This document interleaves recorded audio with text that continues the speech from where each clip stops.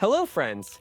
In my last video, one of my subscribers suggested that I make a video on subconscious mind hacks. Many of you liked that comment, and so today I will share knowledge and information related to that topic. When a person makes a decision, they often think they are doing it by carefully reasoning. However, most of the time, this is not entirely true. While making decisions, many cognitive biases come into play, significantly impacting the final decision. Most of us are not even aware of these biases. In one of my earlier videos titled "Can You Answer This?", which was a summary of thinking fast and slow, I covered this topic.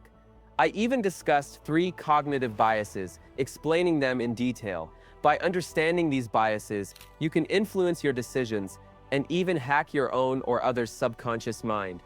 So if you haven't watched that video, be sure to check it out by clicking on the card that appears on the screen or by following the link in the description or comments section. Similarly, today I will share 3 more cognitive biases through which you can hack or influence your decisions and actions, as well as those of others. So let's begin. Number 1, angering.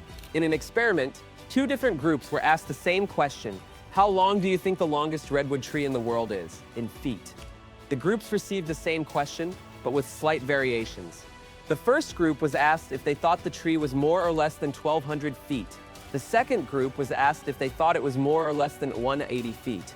They were told that these estimations were not 100% accurate. However, the answers from both groups showed a significant impact of anchoring. The first group estimated the height to be around 844 feet. The second group guessed just 282 feet. There was a considerable difference in their estimates, and the reason for this was the initial anchor provided to each group. The anchor confused their minds, causing them to stick to the provided number, making it difficult for them to think beyond it. When we lack sufficient information, we tend to make decisions based on whatever is available, whether it's accurate or not. Using this fact, the mental hack you can apply is called anchoring. This technique has been used in the market for a long time. For example, a shop owner or seller initially tells us a high price for a product. For a product worth Rand 500, they may say it costs Rand 2,000. Because of this influence, the customer might bargain until they reach Rand 1,000 and feel embarrassed to go lower than that. This is a rough example of anchoring. If we end up buying that product for Rand 1,000, we feel satisfied. But in reality, we behaved exactly as the shopkeeper wanted us to. Even in advertising, anchoring has been used in various ways. If you have any examples, do comment and let me know. Number 2, loss aversion. If I give you Rand 1,000, you'll undoubtedly feel happy. However, that happiness will be nothing compared to the sadness you'd feel if you lost that same money somewhere. I'm sure you've faced such a situation in life. Remember how bad you felt in that moment and how much you regretted it? Research and studies show that losing something in our life is far more painful than the happiness we feel when we gain something. Because of this, we fear losing things and taking risks, which often prevents us from thinking big and moving ahead. You might have seen this principle being used in advertisements. For example, insurance companies often show in their ads that you will face losses if you don't take their insurance. Similarly, big companies emphasize that you'll miss out if you don't use their products.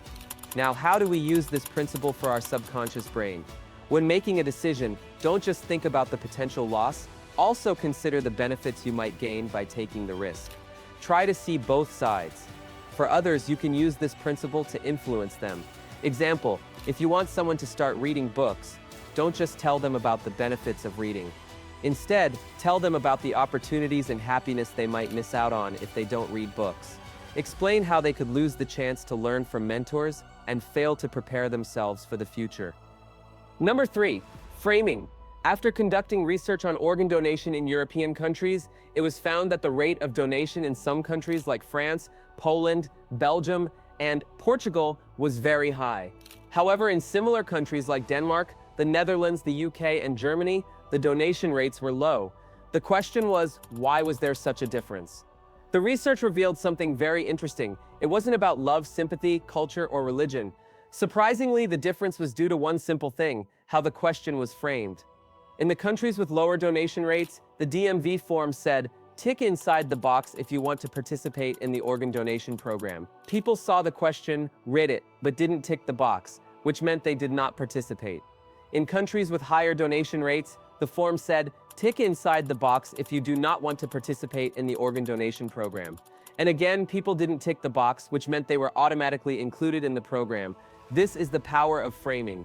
How you frame things can have a huge impact on people's decisions. If you frame something good in a negative way, it might not look appealing. Conversely, if you frame something bad positively, it might appear good. This principle has been used in marketing in both positive and negative ways. For example, magicians Penn and Teller conducted an experiment. They set up a fake restaurant and served tap water with fancy names. They framed it so attractively that people actually bought it. It was funny, but also showed how easily we can be fooled. You can watch that video. I've shared the link in the description. These three principles, anchoring, loss aversion, and framing, can help you influence or hack your own and others' subconscious minds. I've taken these concepts from the book Thinking Fast and Slow by Daniel Kahneman. If you want to understand and learn more about these psychological biases and how to use them, do consider buying this amazing book by clicking on the link in the description. To conclude, if you don't want to miss any of my new videos, subscribe, click on the bell icon, and select the all notifications option so you get notified whenever I upload a new video.